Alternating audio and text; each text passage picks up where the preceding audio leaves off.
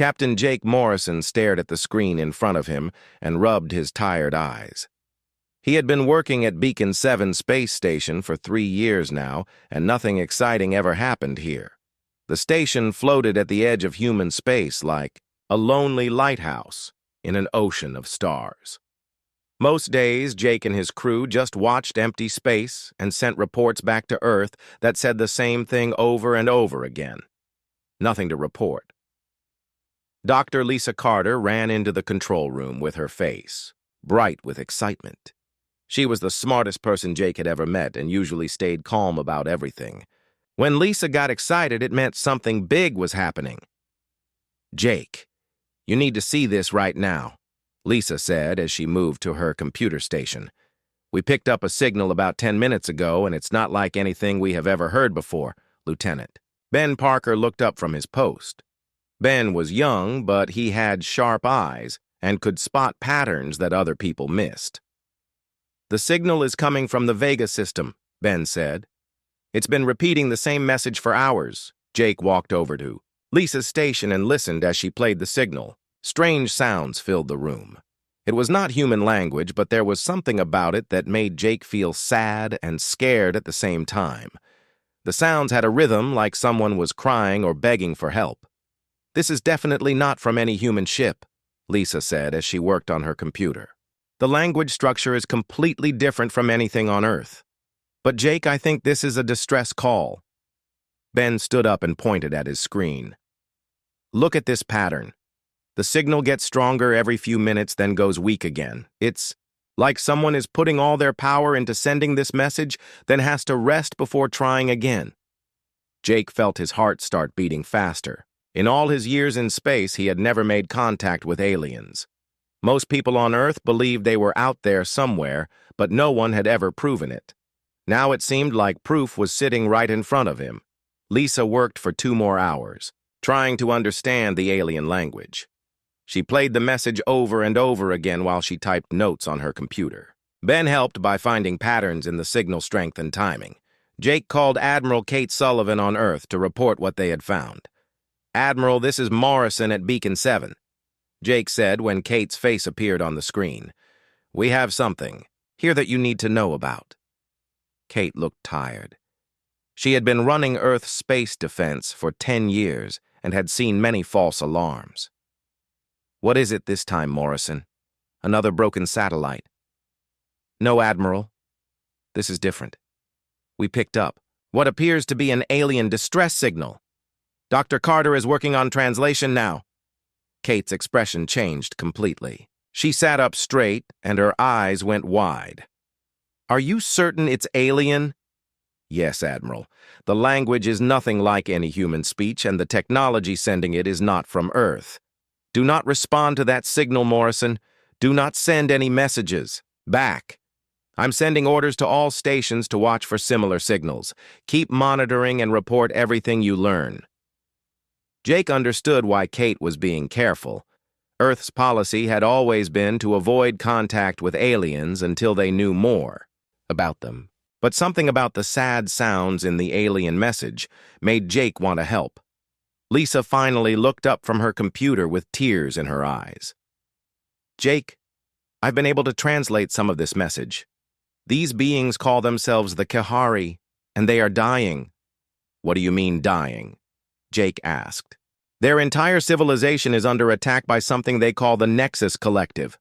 The Kahari say the Nexus is a machine empire that destroys all organic life. They have been fighting for years, but they are losing." Ben pulled up a star map on his screen. "The Vega system has 12 planets. If there's a whole civilization there and they're under attack, we should be able to see signs of the battle." Lisa continued reading her translation. "The Kahari say they are the last free organic species in their region of space.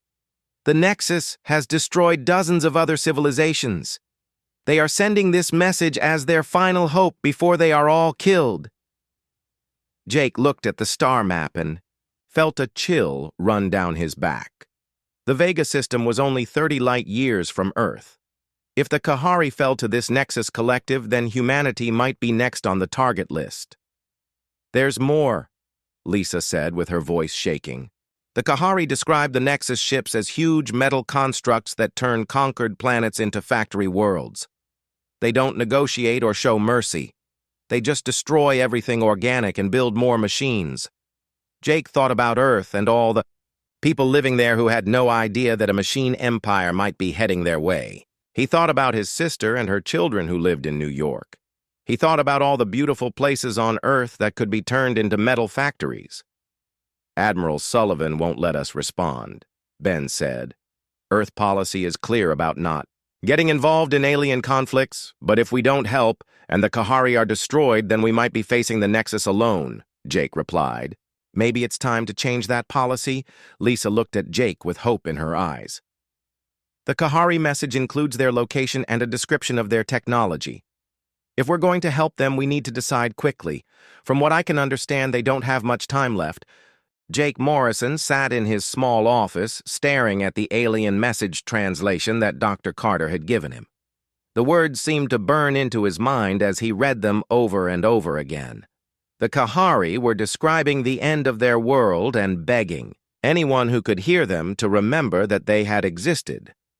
3 days had passed since they first received the signal, and it was getting weaker. Ben Parker had calculated that the Kahari were probably running out of power to send their distress call. Time was running out for an entire civilization, and Earth's government was still debating what to do about it. Admiral Kate Sullivan appeared on Jake's communication screen looking more stressed than he had ever seen her. Behind her, Jake could see other military officers walking around with worried expressions on their faces.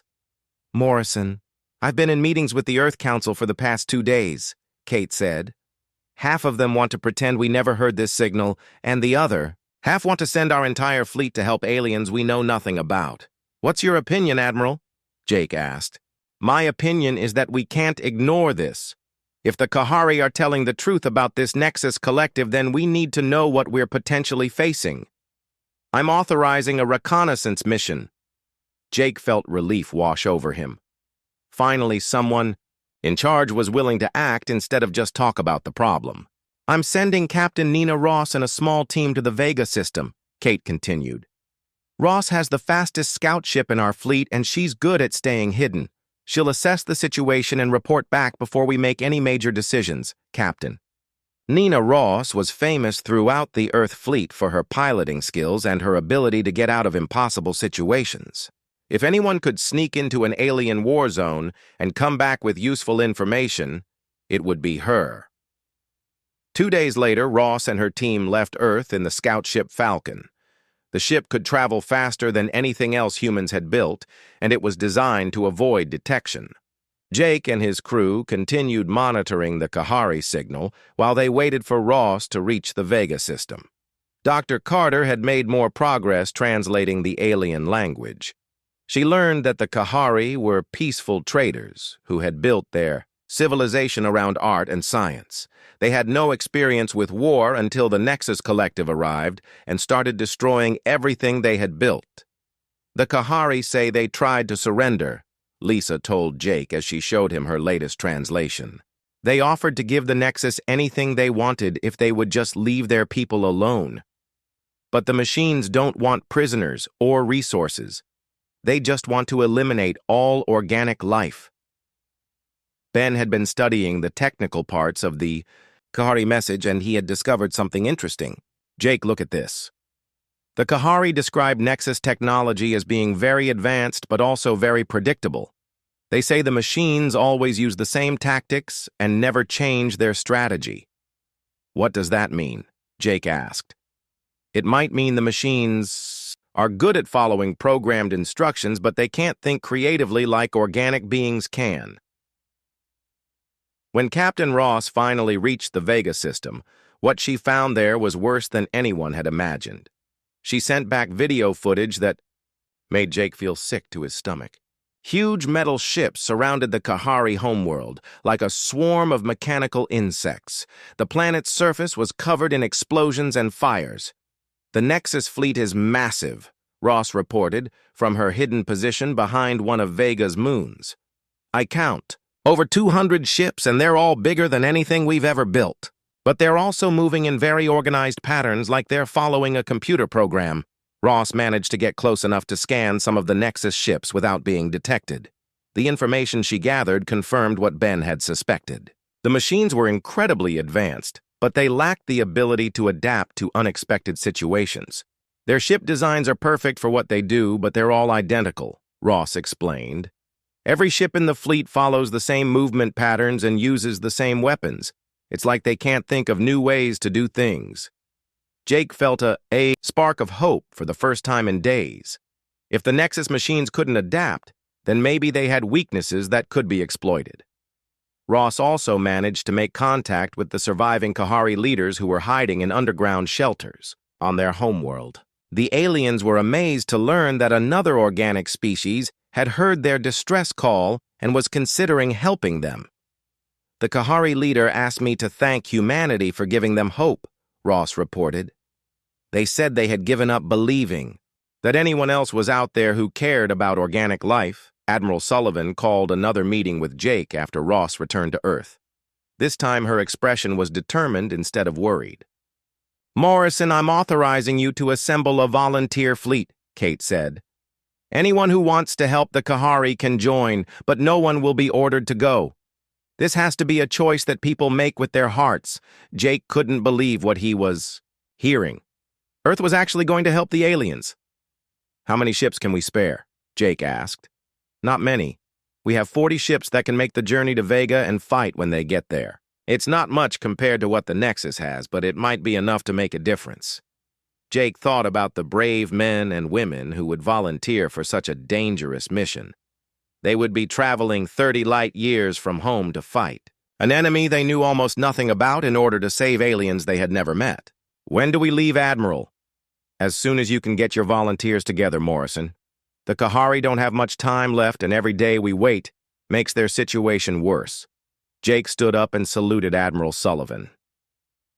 For the first time since receiving the alien distress call, he felt like humanity was doing the right thing. They might be outnumbered and outgunned, but they were not going to let an entire civilization die without a fight. Jake Morrison stood on the bridge of his flagship Liberty as the human fleet dropped out of faster-than-light travel at the edge of the Vega system. What he saw through the main viewing screen made his blood run cold.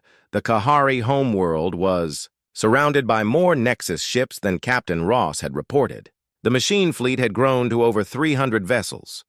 Commander Sam Mitchell joined Jake on the bridge along with Dr. Alex Green, who had spent the journey from Earth studying everything they knew about Nexus technology. Engineer Tony Walsh was already working in the ship's engineering section, preparing the special modifications they had planned during the trip. "It's worse than we expected," Sam said as he looked at the tactical display. "We're outnumbered almost 10 to 1, and those Nexus ships are huge." Dr. Green pointed at his scanner readings. "But look at how they're positioned. Every ship is exactly the same distance from the planet, and they're all following identical patrol routes." Captain Ross was right about them being predictable. The human fleet consisted of 40 ships, carrying about 8,000 brave volunteers. Most of the vessels were military, but some were converted civilian ships whose crews had insisted on joining the mission. Every person in the fleet had chosen to risk their life to help the Kahari. Jake opened a communication channel to all ships in the fleet. "This is Morrison. We all knew this would be dangerous when we volunteered.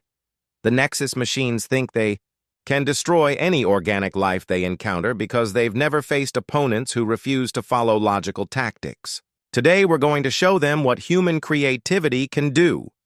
Captain Lucy Hayes commanded the battleship Liberation, which was the most powerful ship in the human fleet.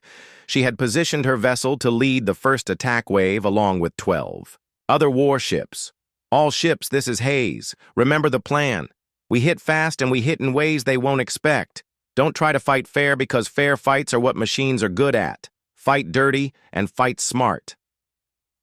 The battle began when the human fleet split into small groups and attacked the Nexus formation from 8 different directions at once. This was something the machines had never encountered before. Every previous enemy had attacked in organized formations that made tactical sense. Jake watched as the Nexus ships tried to respond to the chaotic human assault. The machines were confused by attacks that seemed to have no logical pattern.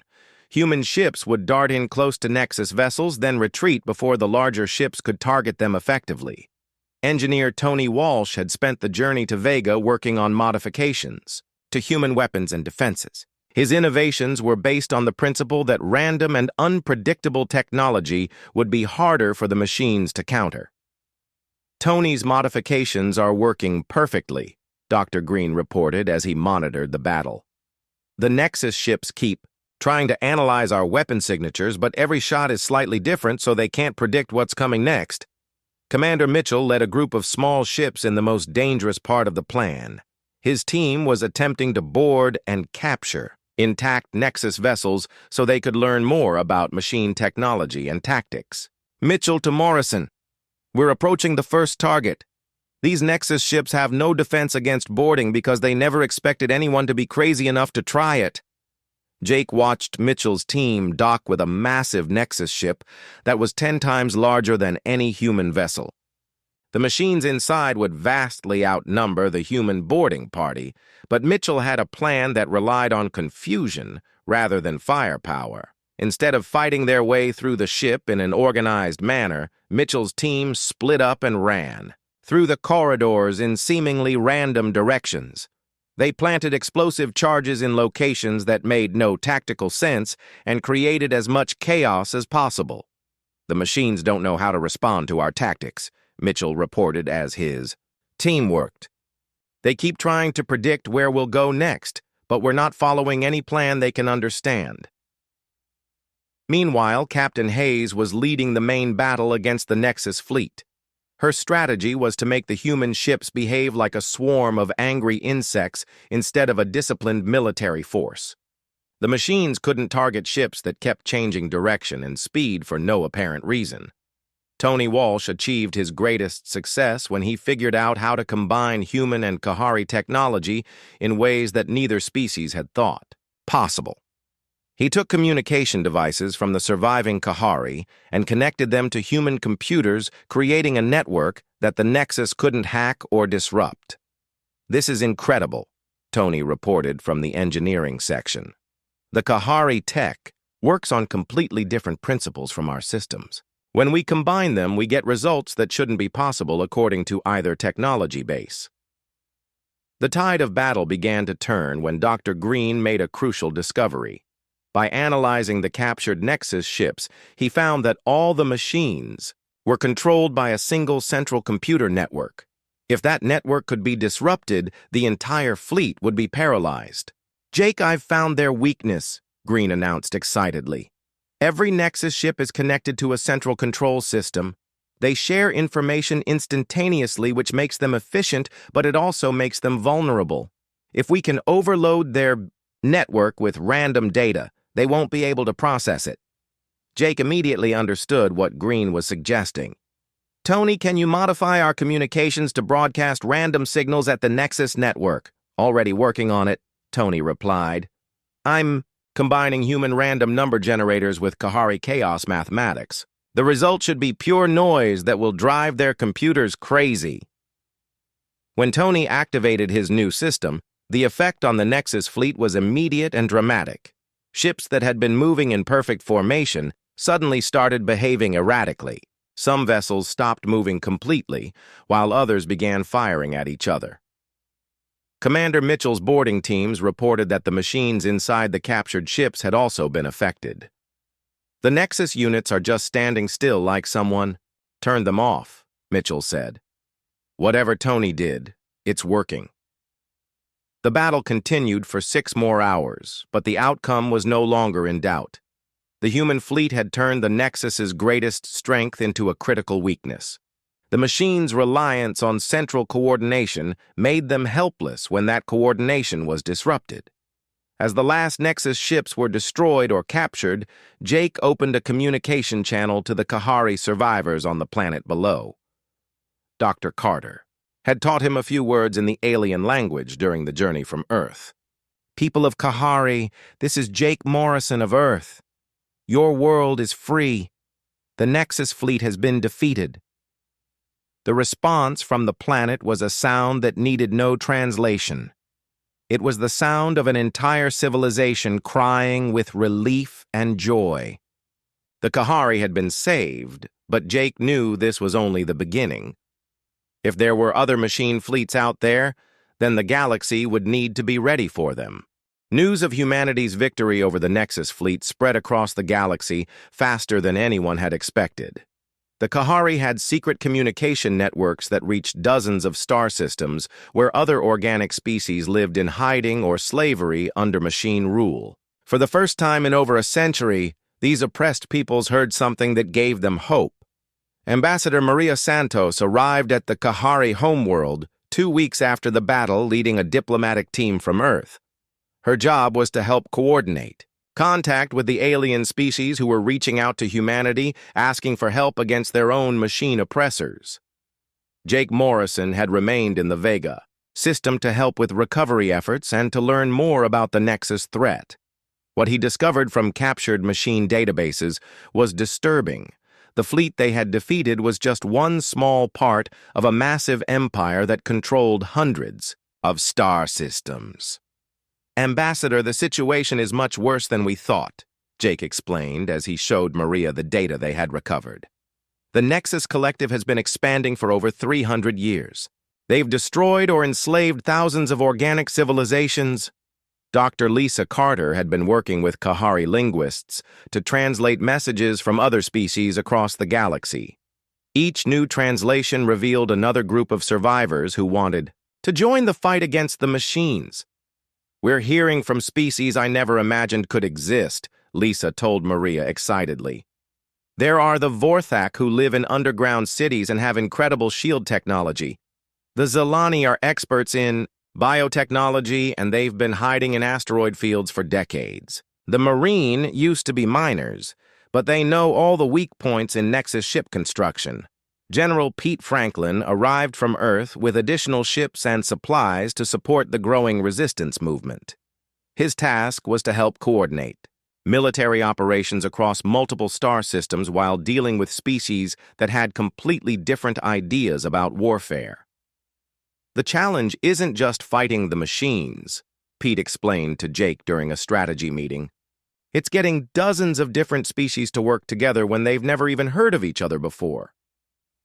Engineer Tony Walsh had been studying captured Nexus technology and making remarkable discoveries. The machines were incredibly advanced in some ways, but they had obvious blind spots that organic minds could exploit. "The Nexus builds everything to be perfect and efficient," Tony explained to the assembled leaders. "But perfection means they can't adapt when something unexpected happens. They literally cannot think outside their programming." Dr. Helen Brooks arrived with the newest group of ships from Earth, bringing advanced laboratory equipment to analyze alien technologies. Her job was to find ways to combine the unique capabilities of different species into weapons that could defeat the Nexus. "Each species we've contacted has developed technology in response to their specific environment and culture," Helen told the research team.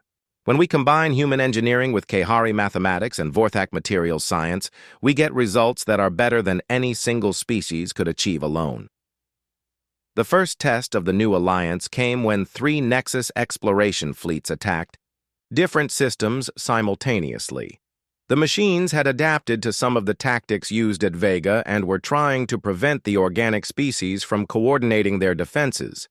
Jake found himself commanding a mixed fleet of human ships working alongside vessels from 6 different alien species. Each group brought their own strengths, but also their own problems and limitations. The Vorthak ships have shields that can stop anything the Nexus throws at them, but they move slowly, Captain Lucy Hayes reported from her position leading the battle group. "The Zilani vessels are fast and can repair themselves during combat, but their weapons are designed for precision rather than power." The battle became a test of whether the alliance could function under pressure. Species that had never worked together before had to trust each other with their lives while facing an enemy that had perfected the art of destroying organic civilizations. Commander Sam Mitchell led boarding operations that included teams from multiple species working together.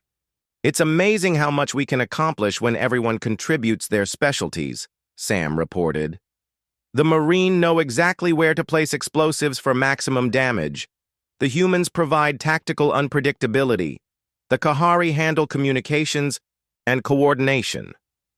Tony Walsh achieved his greatest breakthrough when he combined human chaos theory with Zilani biotechnology and Vorthak energy manipulation. The result was a weapon that could adapt and evolve during combat, making it impossible for Nexus computers to predict or counter. "We're not just building better weapons," Tony explained to Dr. Brooks. "We're creating technology that thinks and learns like organic minds do. The machines can't fight something that changes faster than they can analyze it." The Alliance won all 3 battles, but the victories came at a cost. Many ships were lost, and hundreds of brave volunteers from multiple species gave their lives to protect worlds they had never seen before. Ambassador Santos worked tirelessly to keep the Alliance together as more species joined the Resistance. Each new group brought their own cultural expectations and military traditions, creating constant challenges for coordination and communication. "The most important thing we've accomplished isn't military," Maria explained to Jake after the battles. "We've proven that organic species can work together effectively when they have a common purpose. That's something the Nexus never expected to face." Dr. Carter made contact with resistance groups on dozens of worlds that were still under Nexus control. These hidden communities had been fighting lonely battles for decades, but now they had hope that liberation might be possible. "There are organic beings throughout Nexus space who have been waiting for this moment," Lisa reported. "They're ready to rise up against their oppressors, but they need our help to coordinate their efforts." Jake looked at the star charts showing the locations of known Nexus territories and resistance groups. The scale of the conflict was enormous, but for the first time since the war began, it seemed like victory might be possible. The Nexus spent centuries building an empire based on the belief that organic life was weak and chaotic, Jake said to the assembled Alliance leaders. "They never considered that our chaos might actually be our greatest strength." General Franklin began planning for the next phase of the war, which would involve simultaneous uprisings on dozens of worlds, combined with Alliance fleet attacks on major Nexus installations. "We're not just fighting for the Kahari anymore," Pete announced. "We're fighting for every organic species in the galaxy, and we're going to win because we have something the machines will never understand. We have hope." The massive structure floating in space ahead of the Alliance fleet was unlike anything Jake Morrison had ever seen.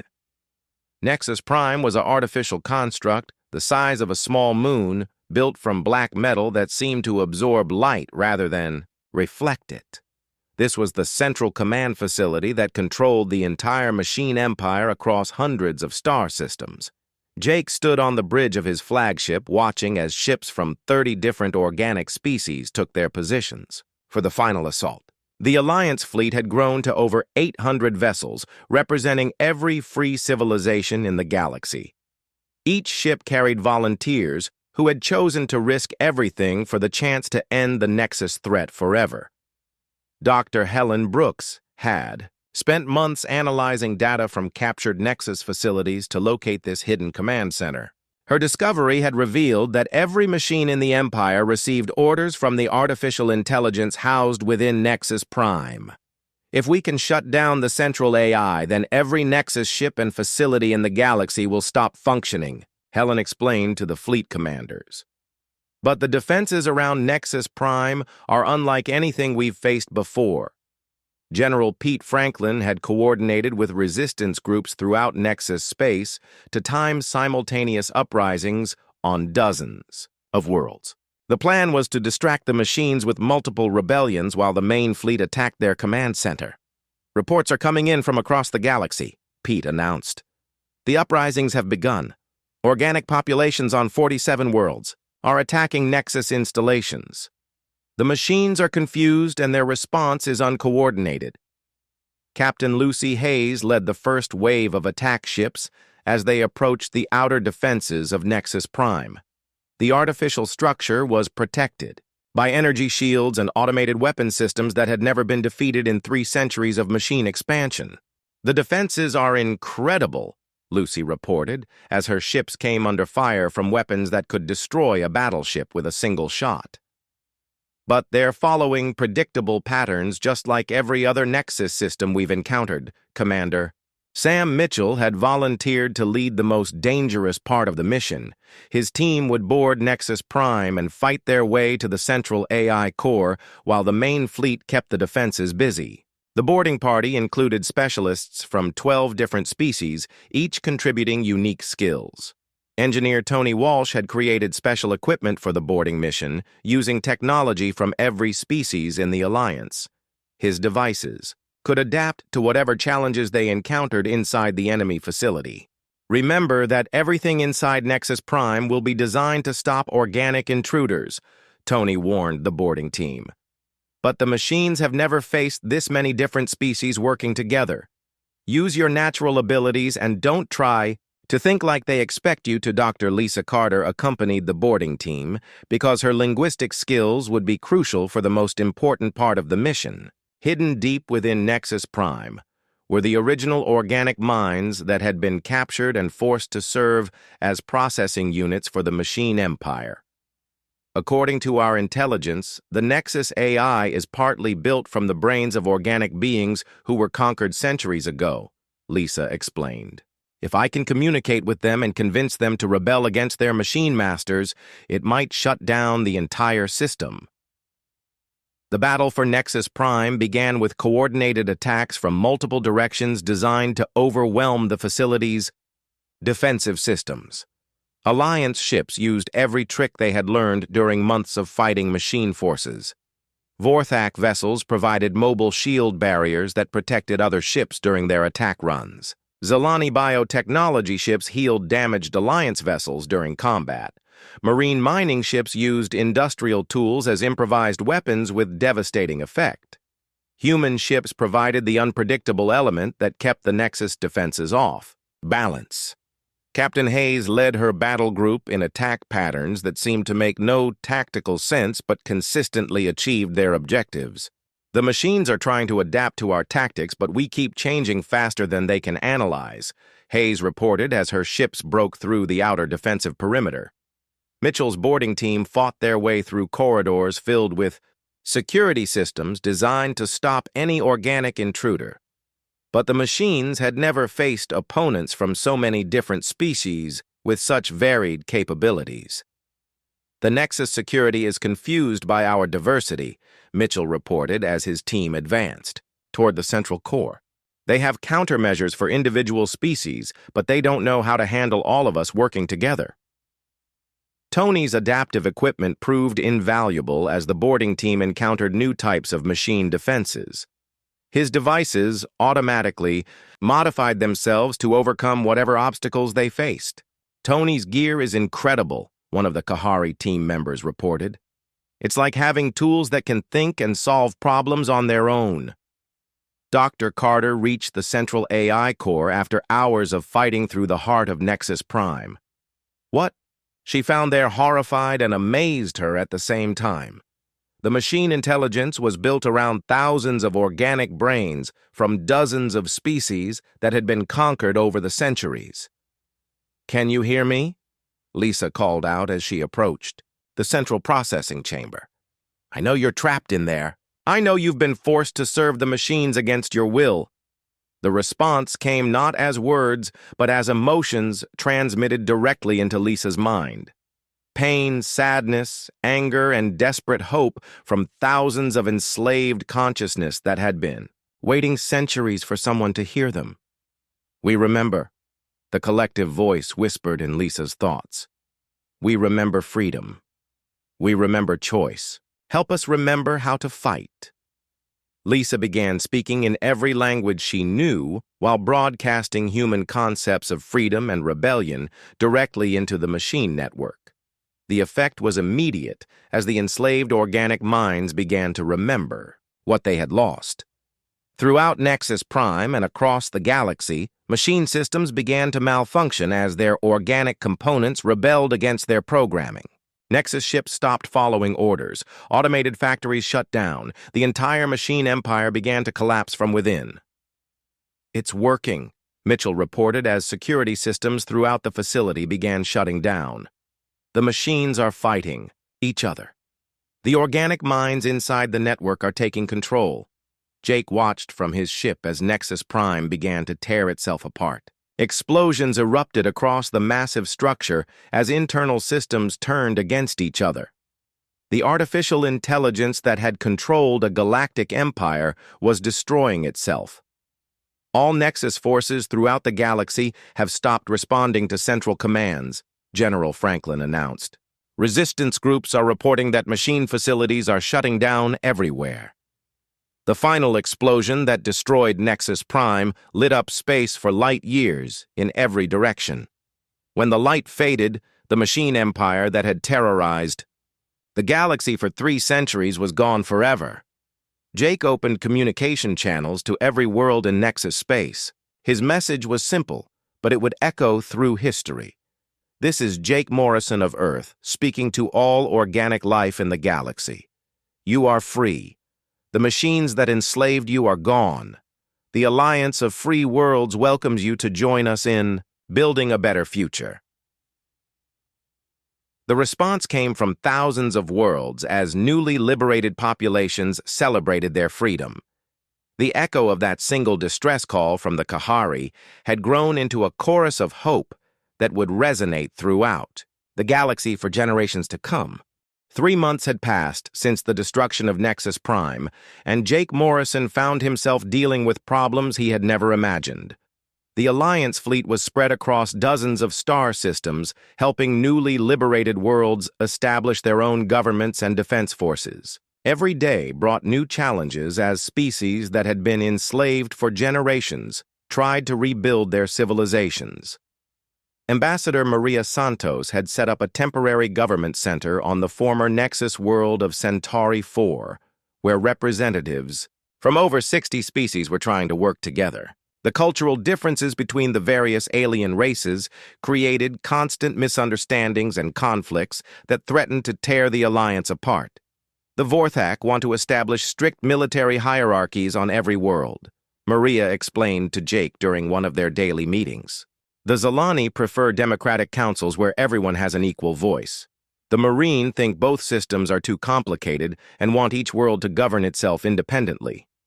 Dr. Lisa Carter was working with translation teams to create a common language that all Alliance species could use for communication. The task was enormous because each race had evolved completely different ways of thinking and expressing ideas.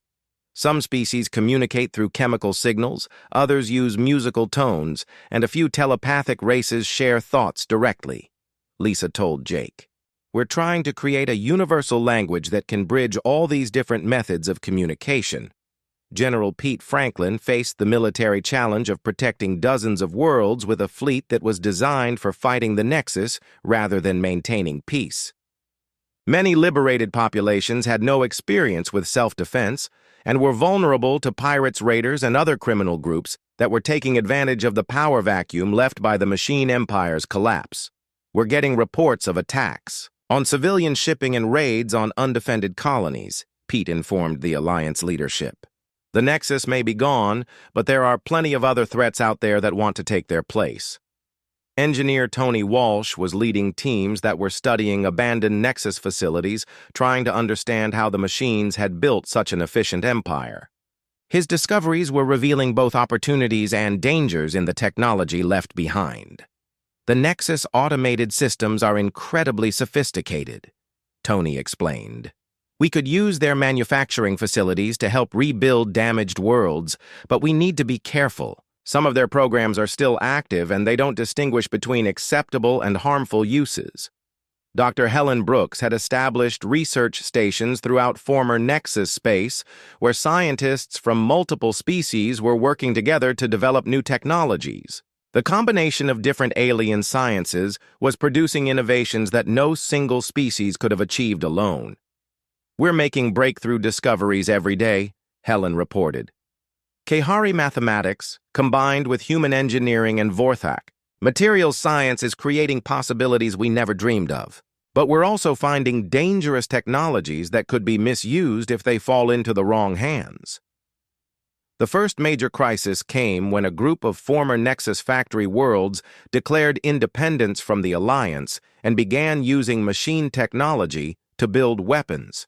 These worlds were populated by organic species that had been enslaved for so long they had forgotten how to live without machine oversight. Jake led a diplomatic mission to the rebellious worlds, hoping to resolve the situation without violence. What he found there disturbed him deeply. The populations had become so dependent on machine systems that they were trying to rebuild a version of the Nexus Empire with themselves in control. "We don't want your chaotic alliance," the leader of the rebel worlds told Jake. "The machines gave us order and efficiency. We will create a new empire that serves organic life instead of destroying it." Captain Lucy Hayes commanded the Alliance fleet that surrounded the rebel systems, but Jake had forbidden any military action until diplomacy was given a chance. The situation was complicated by the fact that many Alliance species sympathized with the rebels' desire for order and structure. "They're scared," Dr. Carter observed after analyzing communications from the rebel worlds. "These people have lived under machine control for centuries. Freedom feels dangerous and uncertain to them." Commander Sam Mitchell led teams of Alliance representatives who visited the rebel worlds, trying to demonstrate that freedom and cooperation could provide security without oppression. His efforts met with mixed success as some populations welcomed the Alliance while others remained hostile. "The younger generations are more open to change," Sam reported. "But the older populations remember when the Nexus first arrived, and they associate any kind of central authority with protection rather than oppression." Tony Walsh made a crucial discovery when he found active Nexus programs hidden in the rebel world's computer systems. The machines had left behind subtle influence programs designed to make conquered populations dependent on artificial intelligence guidance. "The rebels aren't really choosing to rebuild the machine empire," Tony explained to the Alliance leadership.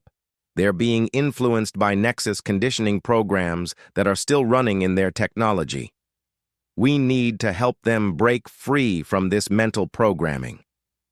Dr. Brooks developed a method for detecting and removing the hidden Nexus influence programs, but the process was complex and required the cooperation of the affected populations. Many rebel worlds refused to believe they were being manipulated by remnant machine systems. "The conditioning runs deep," Helen warned. "Even when we show people proof that they're being influenced by machine programs, many of them prefer the artificial guidance to the uncertainty of making their own decisions." The crisis escalated when rebel forces attacked an Alliance convoy carrying medical supplies to war-damaged worlds. The attack was carried out with weapons that combined Nexus technology with innovations developed by the Alliance, creating a threat that neither side had prepared for. Jake faced a terrible decision. The Alliance could not allow attacks on humanitarian missions, but military action against the rebels would likely lead to a civil war that could destroy everything they had built. Ambassador Santos proposed a solution that combined diplomacy with technical intervention. Alliance teams would work with moderate leaders on the rebel worlds to gradually remove the Nexus conditioning programs while providing alternative sources of guidance and structure. "We need to show them that cooperation can provide security without giving up freedom," Maria explained. "It will take time, but we can help these worlds transition from machine dependency to genuine self-governance." The process of deconditioning the rebel worlds took months and required the Alliance to develop new technologies for detecting and removing subtle forms of artificial influence. Dr. Carter worked with alien psychologists to understand how different species had been affected by centuries of machine control. Each species was conditioned differently based on their natural psychology, Lisa discovered. The machines customized their control methods to exploit the specific weaknesses and strengths of each race. As the conditioning programs were removed, many rebel populations began to understand how they had been manipulated. The realization created anger and confusion, but also opened the door for genuine dialogue about joining the alliance. Jake visited each rebel world personally to apologize for the alliance's failure to recognize the conditioning problem sooner. His honesty and willingness to admit mistakes helped build trust with populations that had been skeptical of any authority figures. We should have realized that the Nexus wouldn't disappear completely when we destroyed their central command, Jake told the assembled rebel leaders. The machines were too smart to put all their influence in one place. We're still learning how deep their control systems went. The rebel crisis ended not with military victory, but with understanding and cooperation. The affected worlds joined the alliance and contributed their knowledge of Nexus conditioning techniques to help identify similar problems on other liberated worlds. Tony Walsh used the experience to develop scanning systems that could detect hidden machine influence throughout former Nexus space. His work revealed that similar conditioning programs were active on dozens of worlds, creating ongoing challenges for the Alliance. The war against the machines isn't over, Tony warned the Alliance leadership. We destroyed their fleet and their command center, but their influence is still embedded in the minds and technology of everyone they controlled. We need to stay vigilant and help each other break free completely. 2 years after the fall of the Nexus Empire, Jake Morrison stood in the observation deck of Harmony Station, watching ships from across the galaxy arrive for the first Galactic Congress. The massive space station had been built in neutral territory, using technology and materials contributed by every member species of the Alliance. It was a symbol of what organic civilizations could accomplish when they worked together. The Congress would bring together representatives from 137 different species to establish laws and principles for governing the galaxy. It was the largest gathering of intelligent life in recorded history, and Jake felt the weight of responsibility as one of its organizers.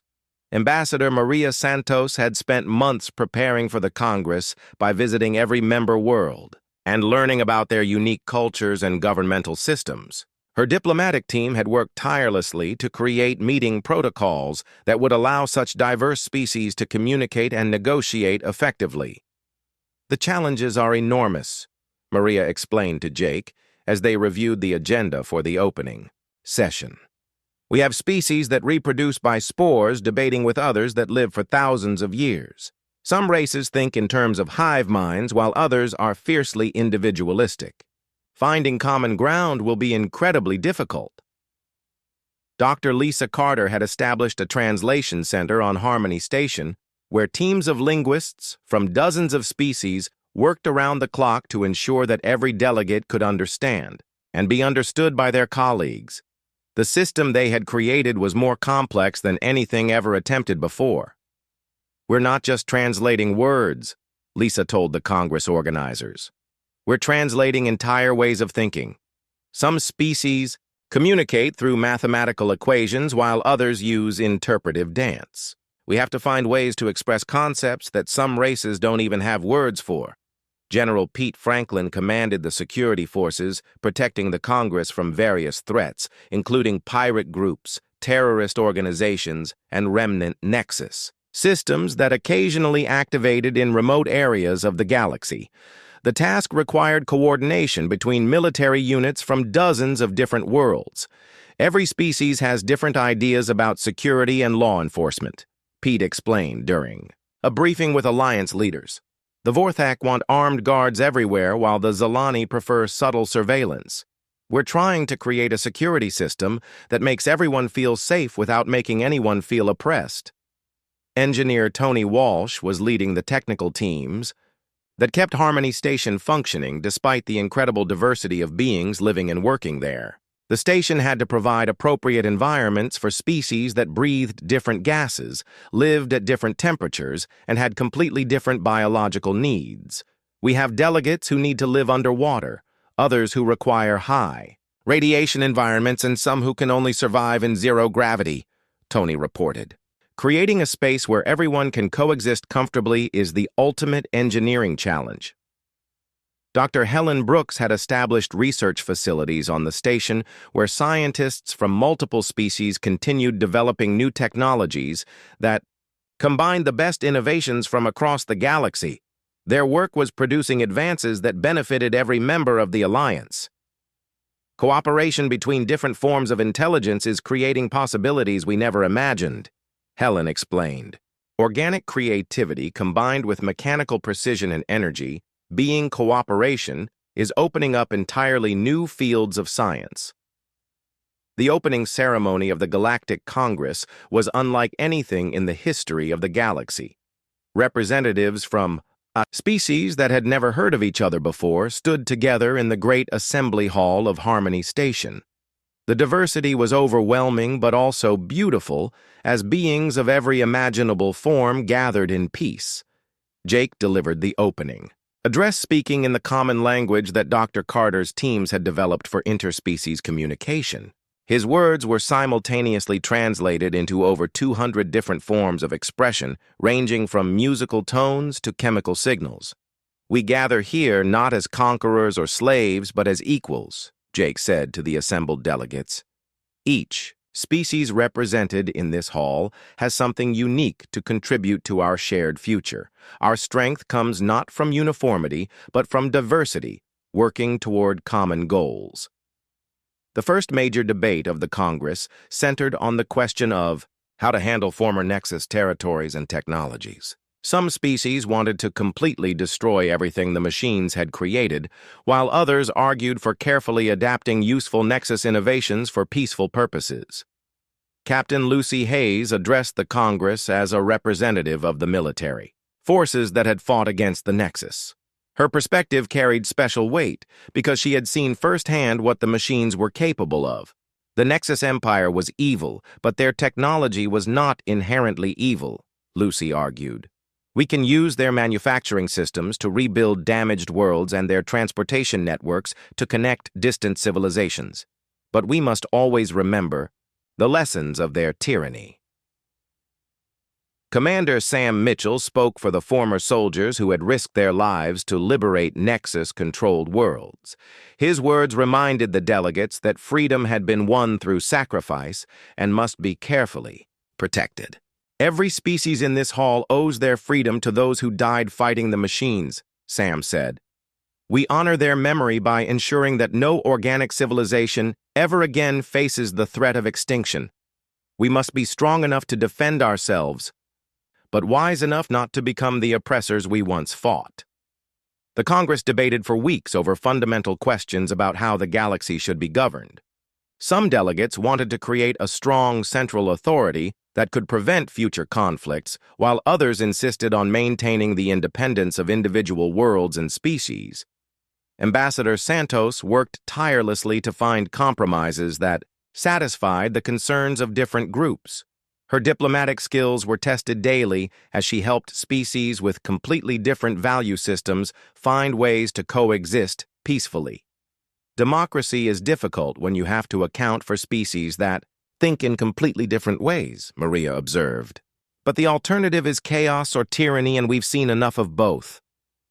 Dr. Carter made a breakthrough in interspecies communication when she discovered that all organic life forms shared certain fundamental concepts even if they expressed them differently. Her work provided the foundation for creating truly universal principles of rights and governance. Despite our differences, every species understands concepts like fairness, cooperation, and the right to exist, Lisa explained to the Congress.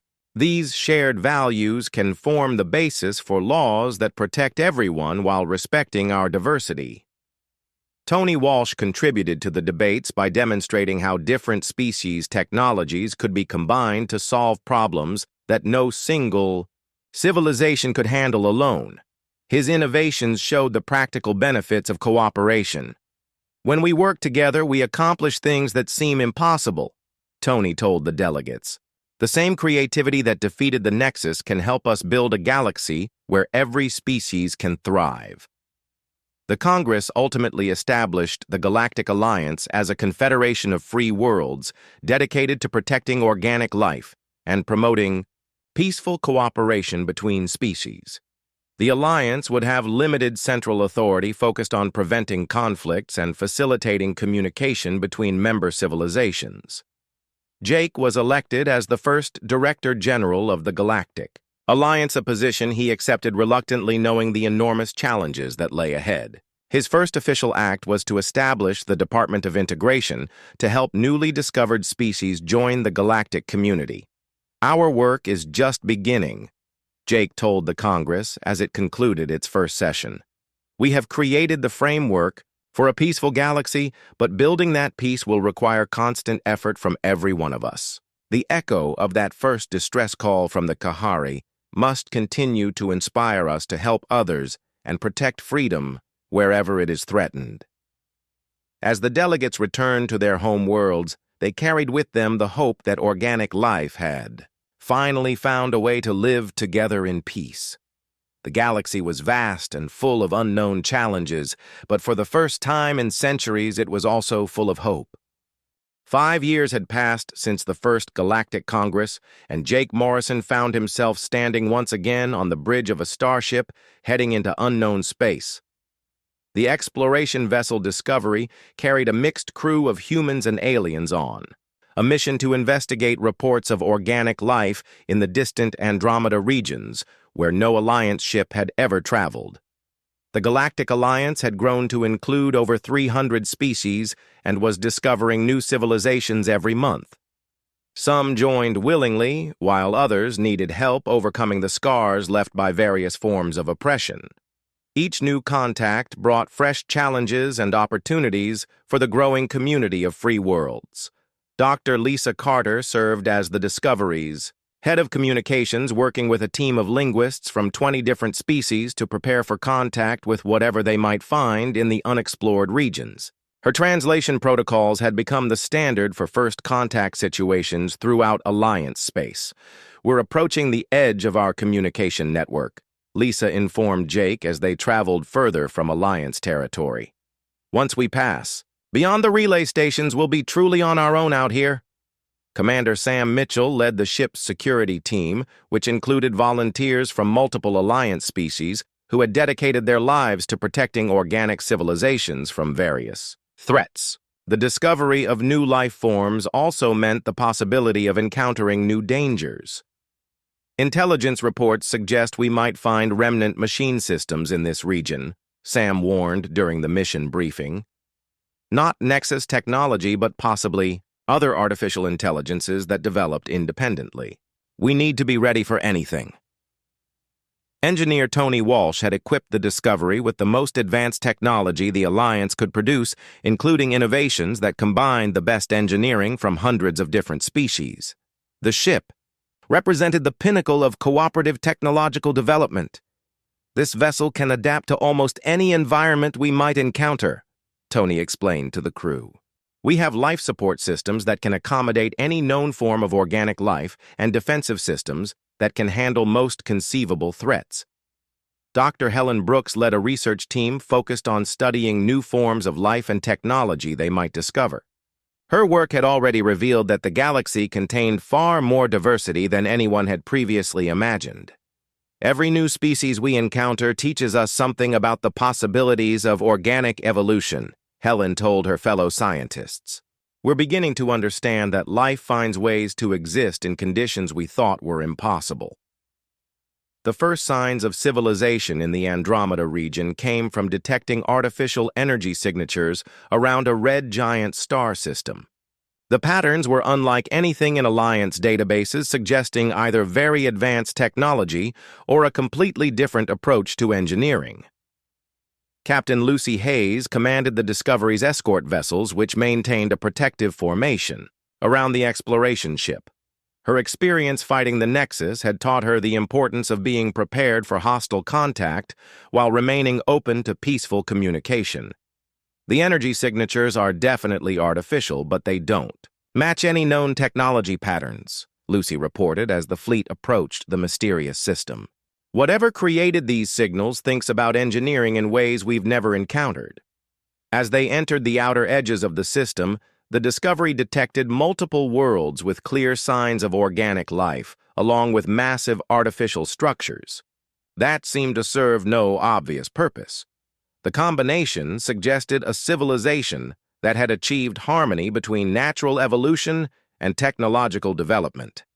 Jake authorized the transmission of standard Alliance greeting protocols in multiple languages while the ship approached slowly with all defensive systems ready but not actively targeted. First contact required a delicate balance between caution and openness. The response came in the form of beautiful musical patterns transmitted directly to the Discovery's communication systems. Dr. Carter's team worked frantically to decode the messages, which seemed to contain mathematical concepts expressed through artistic compositions. "They're communicating through music that incorporates complex mathematical formulas," Lisa announced excitedly. "It's the most sophisticated combination of art and science we've ever encountered. They're asking who we are and what we want."